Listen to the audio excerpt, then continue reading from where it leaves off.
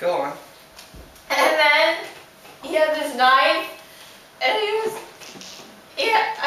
standing by my bed, and I said, "What are you doing?" And he said, Wait. Was it a butcher or a steak?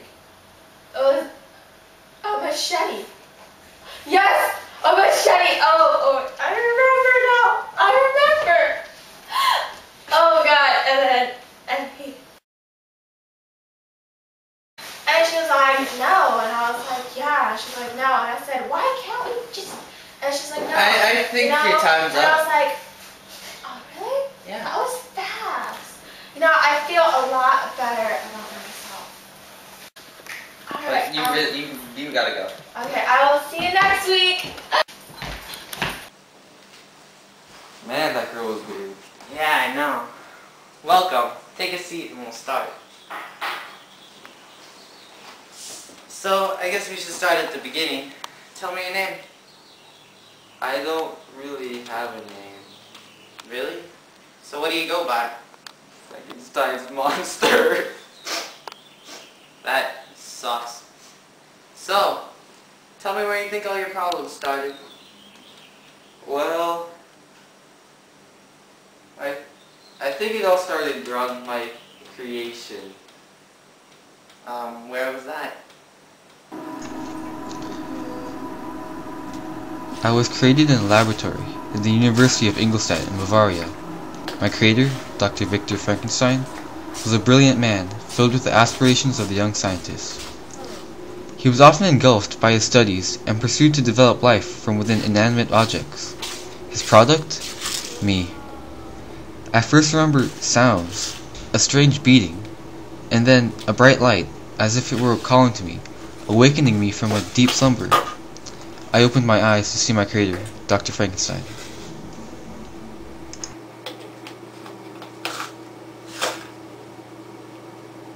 You know what? Just for the hell of it, I'm gonna paint you green. Oh, perfect. Oh, yeah. Green.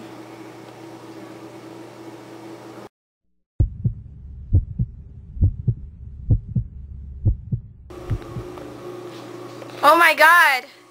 You're hideous! I created a monster! Ew! And I awoke to the screams of my creator, and I was left all alone in this strange world.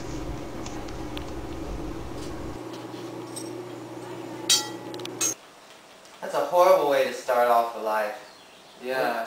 What'd you do after that? Well, you see, Near the laboratory where I was made, there was a forest where I spent the first weeks of my life, adapting to this new world. This was the forest near Ingolstadt, and here I lay, resting from my fatigue until I felt tormented by hunger and thirst. I wandered, as one would say, lonely as a cloud, with no companion, with no aid, and with no one to point me in the right direction. I'm not gonna lie, I was miserable. Life was so difficult, and even to this day, I consider myself lucky to have survived. Food became scarce, and I often spent the whole day searching in vain for something to assuage the pangs of hunger.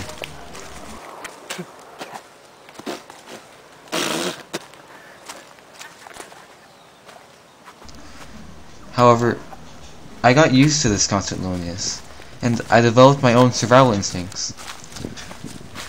Within this psychological threshold of my mind and of this forest, I became self-sufficient.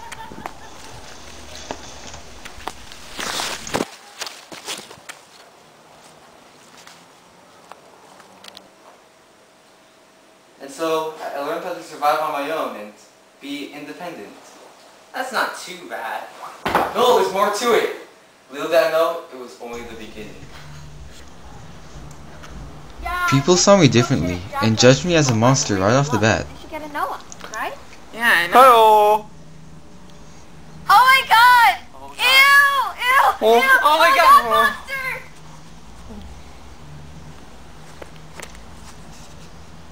Oh.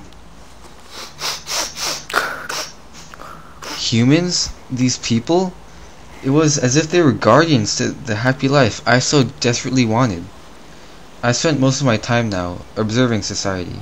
It fascinated me to know that it might be possible for me to live amongst these creatures, for a chance to fit in and be loved. It kept me going, at least until reality hit me.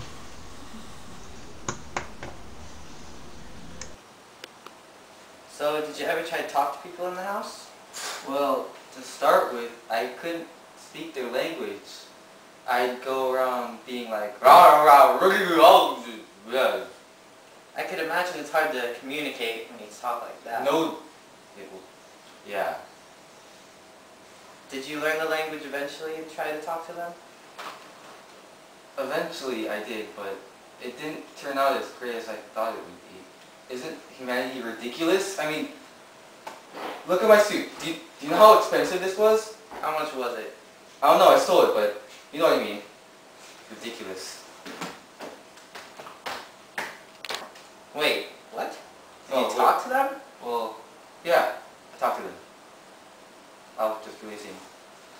Next. I talked to them, okay? I talked to them. That's all you needed to say. I talked to them.